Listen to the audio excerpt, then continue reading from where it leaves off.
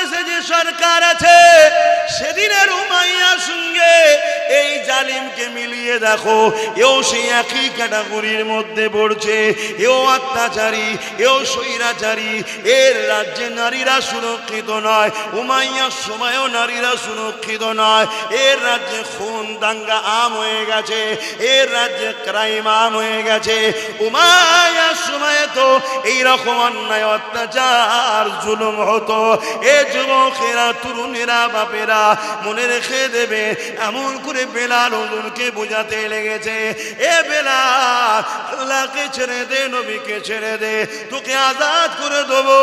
আর যদি না ছাড়িস তোর উপরে অনেক জুলুম করা হবে। হযরতে বেলাল বলে দিল, আমার উপরে যতই জুলুম করো না কেন, আমি নিজের জীবন দেওয়া পছন্দ করি।